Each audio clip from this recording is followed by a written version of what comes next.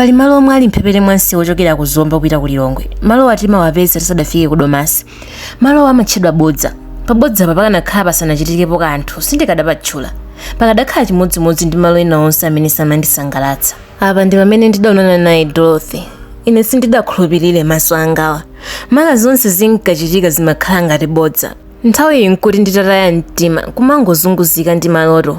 Ndipo ndidadwala. Kunena zoona ndidapezeka. Kukalasi ndimapitirako kulimba.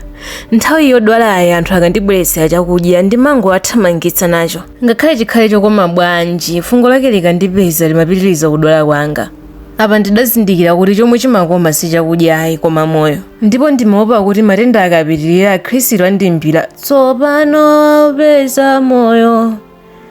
Ndiye nkadopeza moyo ndisadakumane ndi Dorothy. Zidandiopsa chifukwa mtima wanga udali mukaidi. Dorothy adasowelatu ngati malemu. Ichi chidawonjezera chikondi changa kwa iye. Ndimangoganiza kuti nditamuona mtima wanga ulandira ufulu weniweni. Mwezi umenewu nkuti nditangobwera kumene kuchokera ku London, England. Ndidapita kumeneko chifukwa cha timu ina ya mpira yotchedwa West End United, kwathu kuno timati Super League. Kalabu ya timu imeneyi imafuna kundigula. Ndidakhalako mwezi wa Mtutu. Pa nthawi iyi ndidasewera timu imeneyi kasanu. Pamasewera onsewa ndidapangisa kuti timu imeneyi ipambane matimu onse apamwamba mpaka mu ndime yomaliza ya chikho cha ndalama zambiri kuposa zikho zonse. Pamasewera onse ndimachinya zigoli zitatu. Izi zidapangisa ngeza kalabu imeneyi ndi ochemera awo kuti asangalale kufuna kusanzanako pomwe ankalandira chikho pa Wembley Stadium. Anthu amati ndimagwedeza ukonde wa adani ndi mtima wanga onse. Choncho ndidawuzidwa kuti ndikasayina mgwirizano ndiwo adzandipatsa mapaundi pafupifupi 2 miliyoni kupambana makwacha mamiliyoni 11. Kuonjeza apa ndidawuzidwa kuti ndikapitirize maphunziro anga komweko. Ndidalolera pa zifukwa ziwiri. Choyamba chidali choti Dorothy adali ku ndende. Ndimafuna kuti ndiyiwale mavuto pang'ono. Chachiwiri ndi choti kuno kumudzi ndidalasidwa ndi mpeni usiku wina pa mimba mpaka kuboka matumbo. Matumbo ena adatulukira panja ndipo ndidakomoka. Kupanda ukatswiri wa Dr. Rose Kadoya bwenzero ndi kuvunda m'manda. Amene adandilasa adali mmodzi wa ochemera timu ya adani. Iyi idali nsanje ndi kaduka zomwe zimakhalapo kwa anthu olephera. Ochemera anga kuno kumudzi adakwiya ndi nkhani yakuchoka kwanga kupita ku England. Ikakhala timu ndi kalabu yanga kuno kumudzi idali pa mavuto akulu. Kuombetsedwa khoma nthawi iliyonse akasewera. Ikakhala timu ya dziko yathu sidadandaule chifukwa ndidali wakonzeka kumabwera kuno kumudzi kuzasewerera dziko langa. Kuti ndizibwerako ku England kuja kalabu yanga kuno kumudzi idamenya ndale.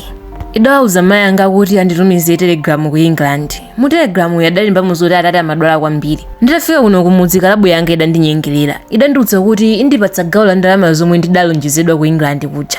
Kuonjezera apa ndidapatsidwa ndilondera achitetezo 10. Ndiye poti ku England kuja ndidali ndisadasayine mgwirizano uja. Timu yanga kuno kumudzi idapambana. Pa tsiku lomwe ndidaonana ndi wokondekayo kudali mpira. Timu yanga imapalana ndi ija ya Dorothy mtawuni ya Zomba. Koma ndidakana kupita kukasewera. Nane ndimati ndiyende kuti ndichotse maganizo. Ndimati ukakhala mpira siutha. Sizinali zotheka kuti ndikayambe kusangalatsa anthu pomwe mtima wanga udali mukaidi. Akakhala anthu anga achitetezo ndidachita kuwazimba. Nanga zindisowetsa mtendere nkundilonda kuliwonse nthawi ndi nthawi. Nditangofika pabodza pa maso anga adagwidwa ndi zomwe zidali kumanja kwansewu.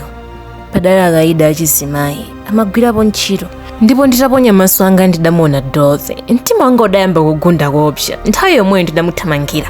Choka iwe, simalo amuna ano, pali akaidi okhaokha pano.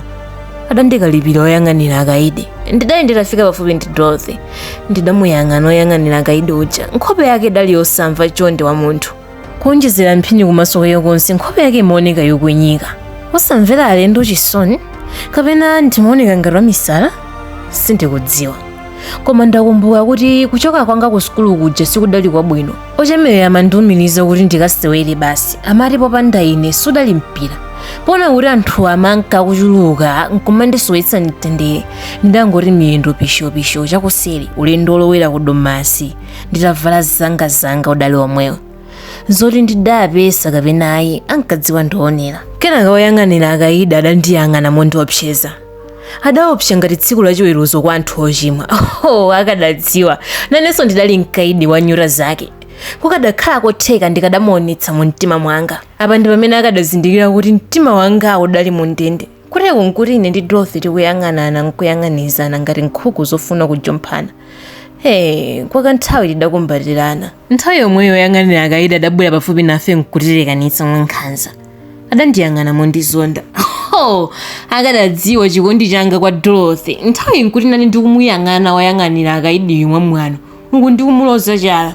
Sindidaope mfuti imene idali m'manja mwake. Sikadatha kuombera chikondi cha ine ndi Dorothy. Woyang'anira adandikankha. Akadadziwa kuti ndidamaliza masewera ndi masewera onse sakadalero chifukwa m'malo mwakugwa ndidayima ngati khoma.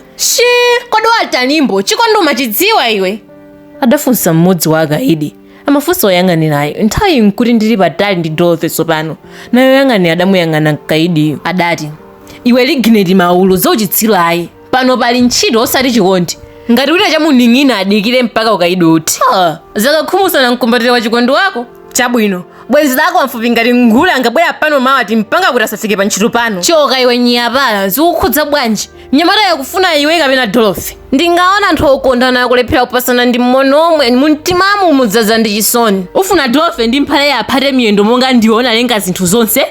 Nyapala. Mene ankaosha nyumba bwanji sudakhale ndi chisoni. Koma mkazi angakhale phundu ambanyada chonchi eti?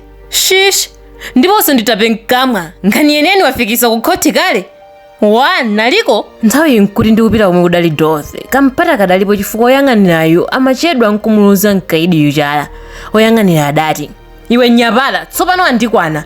Ndamva nyasi zokwana. Usayiwale kuti ndikhoza kukombera pamwendo. Ndipo kamachititsa ena waulesi ndikakuneneza. Paja bwana wamkulu mimba ujoma mudziwa. Paja inango angatembenuza lilime sangafunembo. Zakuno ndi zakuno. Sizipita ku ofesi. Sizipita ku nyumba ngati nsima yosala kumanda. Ambaisiya kumanda konthoko kuti imbwa zidye. Nyapala. Iso miyala? Zochezazi. Ilipo ntchito yosapumira. Ngakhale mulungu sanapome chikula mulungu. Lang'anani kuno. Ngakhale mphale sanapese chisila ache mulekeni mpho. Kwathu timbati china nsoro china nzeru. Nyapala. China nsoro china nzeru ndine? Sumba mudziwa waneyi. Mphale waneyi ambasewera mpira. Ndikatswiri mapeto angakudyetse njomba pompano ngakhale kukwaula nkhope na mpira. Kukamwa ngati amalume ake. Mpira ndi chiyani choti ndingayimbire nyimbo? Nyapala ndakutopera wamva? Longambo. Kodi Akaida akalavulaga goma udziwa? Ngwenewu walonga pchadidi. Ndimayesa Akaida wako utha mwezi wa mawa. Ande ukulonga. Ndiye umadziwa kuti timba adachola mwendo dansi itatsala pang'ono kutha? Akaida akalavula gaga ndi dansi ndi zinthu zofanana. Tsopano Akaida adandiyang'ana.